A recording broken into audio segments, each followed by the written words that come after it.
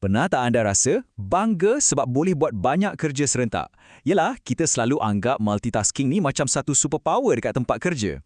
Tapi kan, macam mana kalau saya cakap yang superpower ni sebenarnya tengah mensabotaj produktiviti anda? Jom, kita bongkar mitos multitasking ni sama-sama.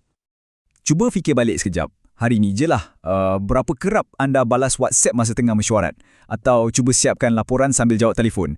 Kita semua buat kan? Persoalannya, adakah kita ni betul-betul cekap atau kita cuma nampak sibuk je? Okey, sedia untuk satu fakta yang mungkin akan mengejutkan anda.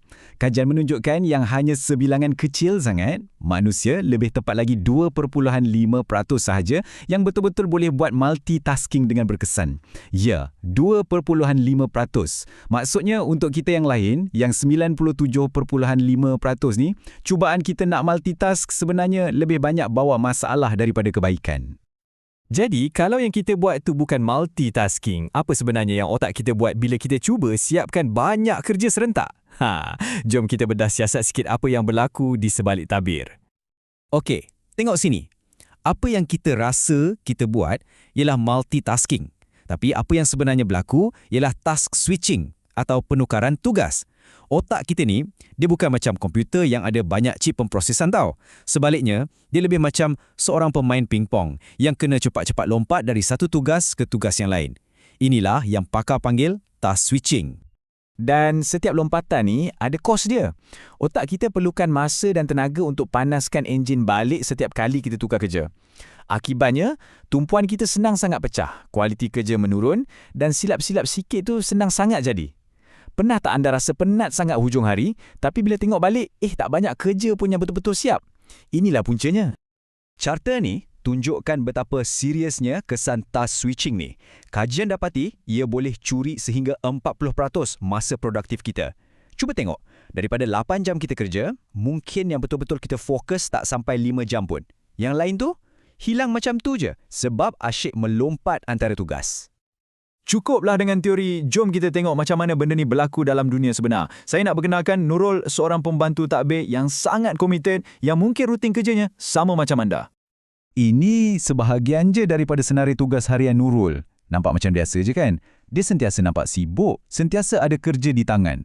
Kalau orang lain tengok, memang nampak macam pekerja contoh. Tapi, di sebalik kesibukan tu, ada satu masalah besar yang sedang menunggunya. Akhirnya, kesibukan Nurul tu memakan diri. Dia mula buat silap-silap kecil yang lama-kelamaan jadi makin kerap.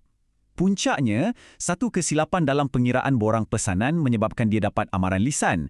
Inilah bukti yang paling jelas, sibuk tak semestinya produktif. Dan penting untuk kita faham ya, masalah Nurul ni bukan sebab dia malas atau tak cekap. Puncanya adalah satu tabiat yang kita semua dah anggap biasa, multitasking. Detik inilah yang jadi titik perubahan untuk Nurul. Tapi, setiap masalah mesti ada penyelesaiannya. Untuk Nurul, jalan keluarnya adalah melalui satu model perubahan yang kita panggil model ADKAR. Ia satu sistem yang sangat teratur dan terbukti berkesan untuk mengubah tabiat. ADKAR ni singkatan untuk 5 langkah penting. Awareness, iaitu kesedaran. Desire, keinginan. Knowledge, ilmu. Ability, keupayaan, dan reinforcement, pengukuhan. Anggaplah ia macam GPS anda untuk keluar dari tabiat multitasking. Jom kita ikut perjalanan Nurul guna model ni. Segalanya bermula dengan awareness atau kesedaran. Nurul duduk dan analisa balik semua kesilapan dia. Dia nampak satu corak yang jelas. Kebanyakan silap tu jadi bila tumpuan dia terganggu. Waktu itulah dia sedar, multitasking ni rupanya punca masalahku, bukan penyelesaian. Lepas dah sedar, barulah datang desire atau keinginan yang kuat untuk berubah. Nurul dah tak nak ulang kesilapan yang sama. Dia nak buktikan kemampuan dia dan dapatkan balik kepercayaan ketua dia. Misi dia sekarang dah jelas. Fokus pada satu kerja pada satu masa. Siapkan, baru buat kerja lain. Keinginan saja tak cukup kan? Kita perlukan knowledge atau ilmu. Jadi, Nurul pun mula belajar tentang teknik-teknik baru. Contohnya, time blocking, di mana dia tetapkan satu blok masa khas untuk satu kerja je. Dan juga teknik Pomodoro, iaitu kerja fokus 25 minit, lepas tu rehat 5 minit.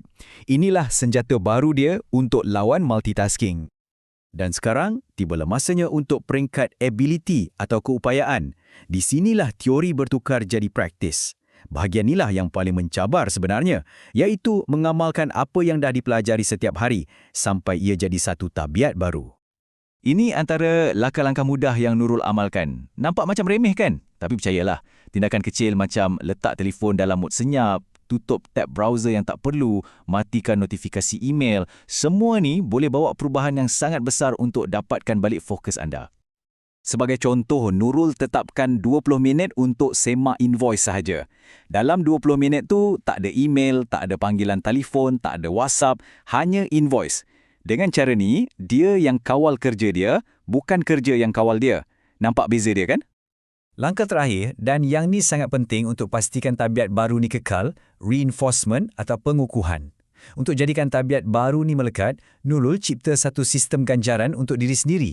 Setiap kali dia berjaya siapkan satu kerja penting tanpa gangguan, dia raikan.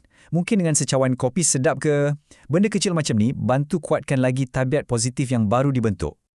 Dan hasilnya memang luar biasa. Dalam masa 2 minggu je, Nurul bukan saja dapat pujian dari ketua dia sebab kerja dia dah tak ada kesilapan, tapi dia juga mula kongsi teknik baru ni dengan kawan-kawan sekerja.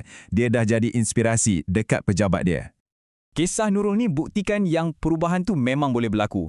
Sekarang, giliran anda pula. Ingat, anda tak perlu berubah jadi sempurna dalam satu malam. Perjalanan 1000 batu pun bermula dengan satu langkah kecil. Pegang pada prinsip mudah ni. Satu tugas, satu fokus, hasil yang luar biasa. Inilah kuncinya untuk bekerja dengan lebih bijak, bukan lebih keras. Anda bukan saja akan jadi lebih produktif, tapi juga akan rasa lebih tenang dan puas hati. Jadi, saya nak tinggalkan anda dengan satu cabaran kecil hari ini.